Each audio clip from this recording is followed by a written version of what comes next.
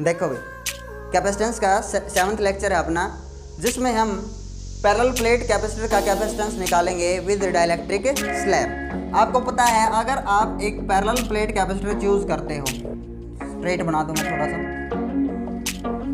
ठीक है। ये आपके पास पैरेलल प्लेट कैपेसिटर में थोड़ा सा बड़ा बना के दिखा रहा हूँ ताकि कोई दिक्कत ना हो।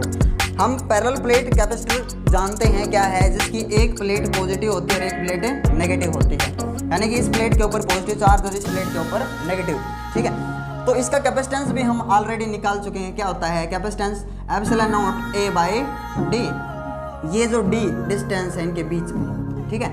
और ए क्या है? ये दो प्लेट हैं, सर्कुलर प्लेट हैं, उनका क्या है? ये एरिया। अभी इलेक्ट्रिक फील्ड बन गया है, इलेक्ट्रिक फील्ड सेटअप हो गया, आपको दिख रहा है किधर? ये इलेक्ट्रिक फील्ड सेटअप हो गया ई ओरिजिनल। कहाँ दिख रहा है आपको? ये पॉजिटिव चार्ज है इसके ऊपर, आपको पता है, और इसके ऊपर कौन सा चार्ज है? नेगेटिव। तो इलेक्ट्रिक फील्ड की डायरेक्शन क्या होगी? पॉजिटिव से नेगेटिव। अब बीच में मैं एक स्लैब फिट करता हूं, और स्लैब कैसी है? डाइलेक्ट्रिक स्लैब, ठीक है ना।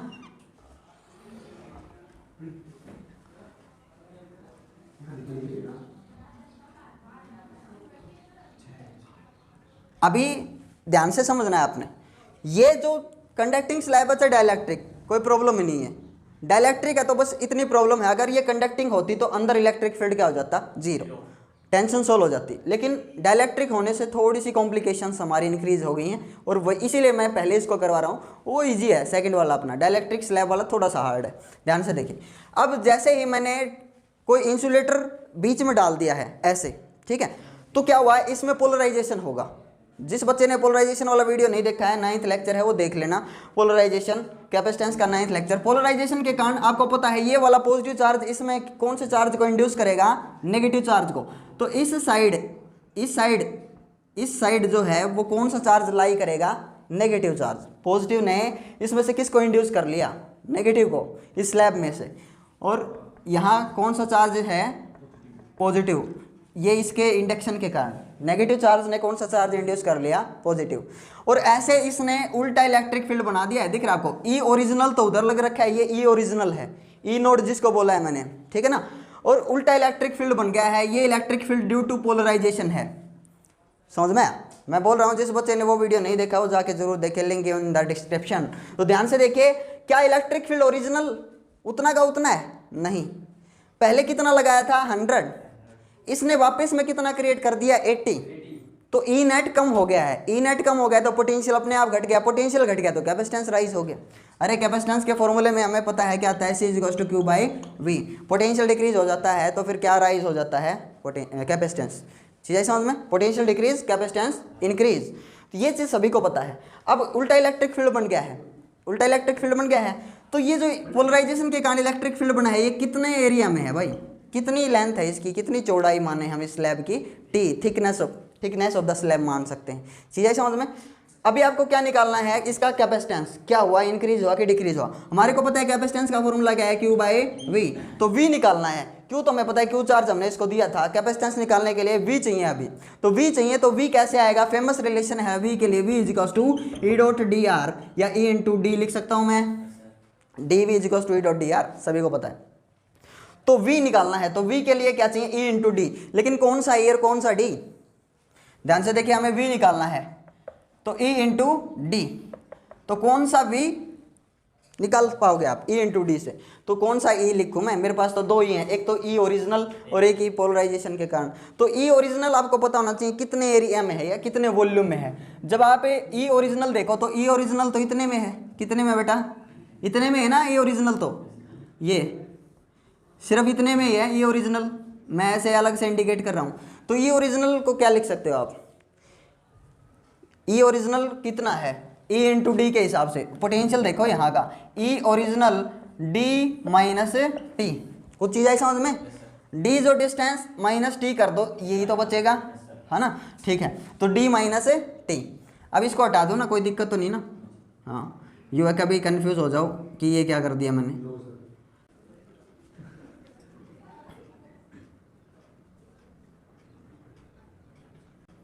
ठीक है भाई, देखो D-T प्लस इलेक्ट्रिक फील्ड किसके कारण? इलेक्ट्रिक फील्ड किसके कारण है ये? पोलराइजेशन के कारण। तो यहाँ जो इलेक्ट्रिक फील्ड होगा, यहाँ जो ई इलेक्ट्रिक फील्ड होगा भाई, ई मानेंगे उसको, कितना इलेक्ट्रिक फील्ड है पोलराइजेशन के कारण है, उल्टा कितना बना है? ई। आई चीज समझ में? तो ये पोलराइजेशन के कारण इलेक्ट्रिक फील्ड ई है, तो ये कितने में है? E into T. कितने डिस्टेंस में है ये? तो E into T. I hope आ गया होगा समझ में। ई डी को मैंने देखो कैसे लिख दिया है, ठीक है। और बच्चे यहीं ज़्यादा कन्फ्यूज होते हैं कि पोटेंशियल कैसे निकालें, तो ऐसे निकालोगे भाई ई इंटू डी करके। तो ई दो तरह से आप लिखोगे, ई इंटू डी, एक तो डी ये है और एक डी ये है, टी। चाहिए समझ में? हाँ, तो V is equals to E naught D minus T plus, मैं कुछ इस ई को हटाना चाहता हूँ, इस ई को हटाने के लिए मैं कुछ सोचता हूँ। तो ये जो electric field due to polarization है, ये कैसे आता है? E not by E is equals to क्या होता है? डाइलेक्ट्रिक कांस्टेंट या रिलेटिव इलेक्ट्रिकल परमिटिविटी। पोलराइजेशन वाले में करवाया मैंने। E not by E is equals to क्या है? के। क्या बेटा? ये डाइलेक्ट्रिक कांस्टेंट। तो आप सोचो इस चीज को, ओरिजिनल और ये क्या है? इंड्यूस्ड इलेक्ट्रिक फील्ड है ना, इज इक्वल्स टू के रिलेटिव इलेक्ट्रिकल परमिटिविटी, ठीक है ना। तो इसको आप देखो, इसको उधर ले जाओ, ई नॉट बाई के इज इक्वल्स टू क्या हो गया है? ई, ठीक है।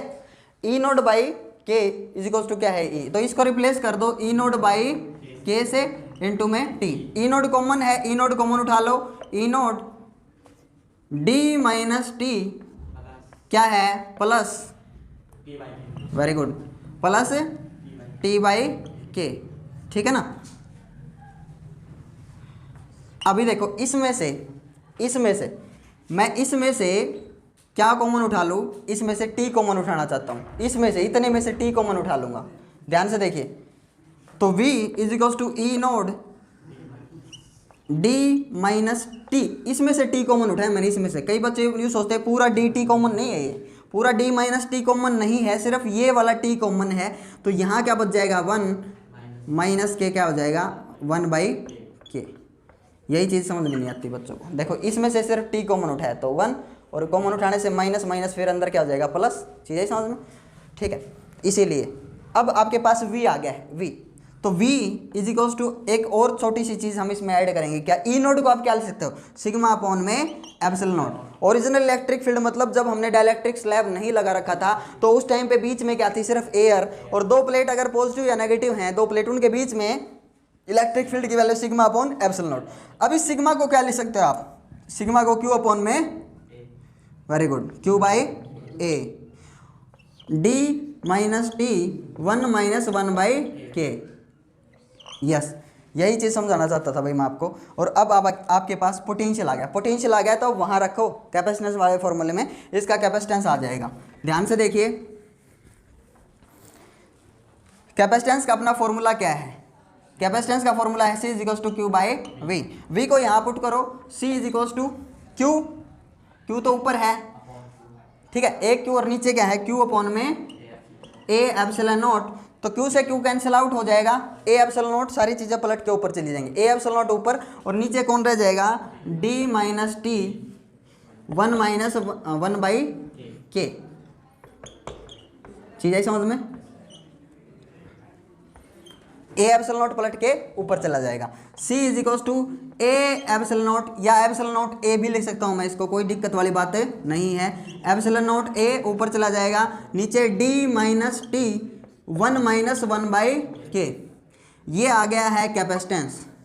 अब ये कैसे आया, क्या आया? राइज करा कि डिक्रीज करा कि इंक्रीज करा, समझ में नहीं आया। अभी आप एक छोटा सा स्पेशल केस देखिए। ये जो आपने बीच में इंसुलेटिंग स्लैब डाली है, डाइलेक्ट्रिक स्लैब, इसकी थिकनेस किसके इक्वल कर दो? डी के इक्वल। पूरे वॉल्यूम में भर दो इसको स्पेशल केस में, तो डी माइनस डी, जीरो नहीं आएगा। ध्यान से देखो, स्पेशल केस में, special cases if T is equals to D, अगर टी डी के इक्वल है तो C is equals to epsilon naught A D minus D, यानी कि डी माइनस डी उस टाइम पे 1 माइनस 1 बाई के। जब ऐसा होता है D minus D 1 minus 1 by के, तो ध्यान से देखो 1 माइनस 1, कई बच्चे क्या करेंगे? 0, और पूरे की मल्टीप्लाई कर देंगे इसके साथ, ऐसा नहीं होगा। डी माइनस डी, यानी कि यहाँ पे भी डी रख रहे हो आप, यहाँ पे भी डी, डी माइनस डी कितना है 0 बोलेंगे, और क्या बोलेंगे 1 माइनस 1/k, फिर ये वैल्यू भी क्या हो गई है 0। तो डी माइनस डी ऐसे समझा देता हूँ मैं, यहाँ पे भी फिर क्या आ जाएगा डी, जब आप इसको ओपन करोगे ना डी आ जाएगा ना, चीज़ें समझ में। अब क्या आ जाएगा प्लस डी/k, यही चीज़ समझा रहा था। जब आपने डी माइनस डी किया तो ये अंदर मल्टीप्लाई हुआ, हाँ ब्रैकेट हमने ओपन कर दिया है तो माइनस डी हो गया ना अब 1 की जगह, और क्या हो गया है डी/k।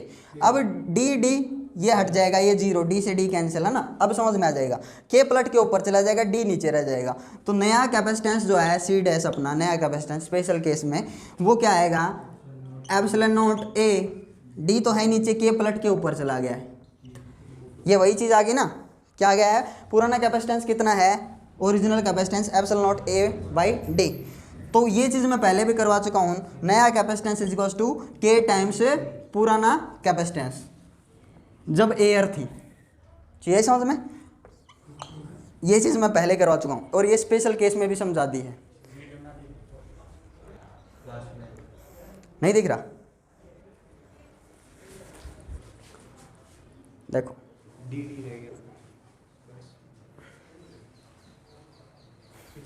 ठीक है ना, अब दिख रहा है, क्लियर दिख रहा है, ठीक है। तो derivation is complete. Next video में हम पढ़ेंगे capacitance of parallel plate capacitor with a conducting slab. So thank you for watching this video.